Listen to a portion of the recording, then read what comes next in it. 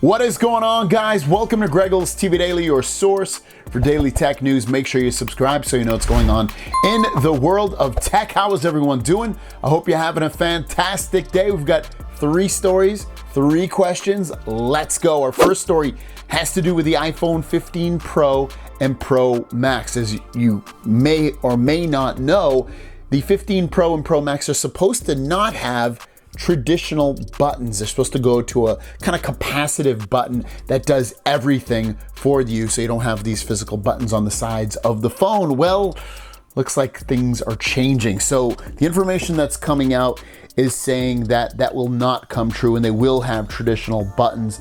My latest survey indicates that due to unresolved technical issues before mass production, both high-end 15 Pro and Pro Max will abandon the closely watched solid-state button design and revert to the traditional physical button design. So it looks like Apple wasn't that ecstatic about that, capacitive, futuristic type button that did everything on the phone. So they're gonna, again, go, it's gonna look the same. Everything you wanted, everything you thought about this one is pretty much the same on the 15 Pro and Pro Max. Next up is about the Apple AirPods. Now, Apple has a new thing that is just coming out, and this is only in America, but if you have AirPods and you only have Windows and Android devices, you cannot update the firmware on the AirPods. Well, you now have a solution.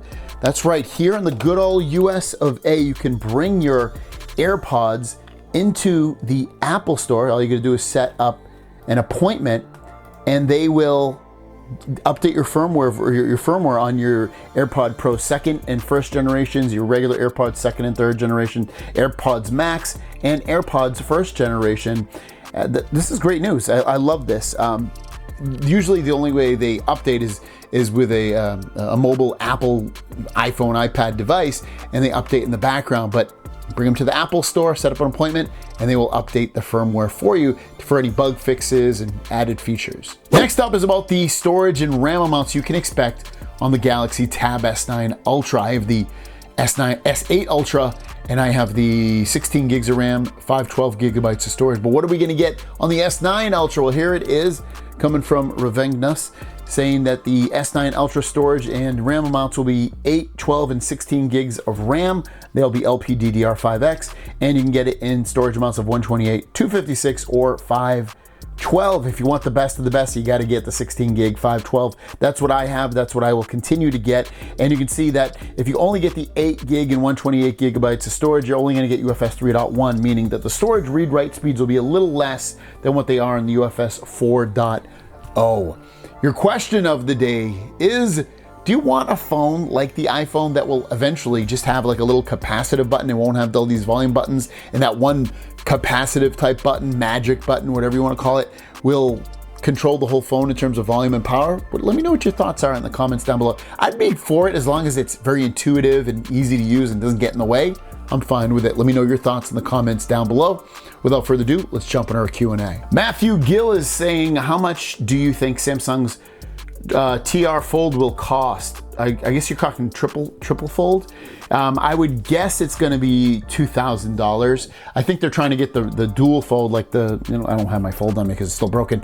The Galaxy, Z Fold 4, I think 5. I think they're going to try to get that closer to $1,500, and I think the trifold will definitely be more. I think it'll start at about $2,000, but no more than $2,200. Buddhist is asking, I would like to know if the waterfall hinge will be more durable since it seems like the old hinge has problems. It's supposed to be, based off of what we've been hearing and rumors and leaks and things like that, it is supposed to be a more durable experience. So I'm gonna say yes on it. And our last question comes from Timothy Hammock.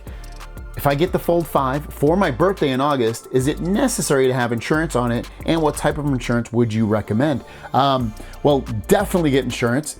I would say, if you can get it from Best Buy, get it through Best Buy.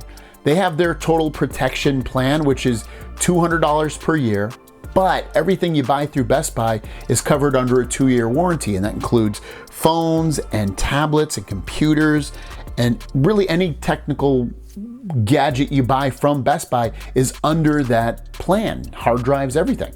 So I would say go that route because you can just walk into your Best Buy and hand it off to them. Otherwise, if you don't want to go that route, then just either go through your carrier if you want. I have the Samsung one, and it's like $11.99 a month. Cancel it whenever you want. So I would either go Samsung's care, your carrier's care, or Best Buy. So there you go. Thanks for watching. Have a great day.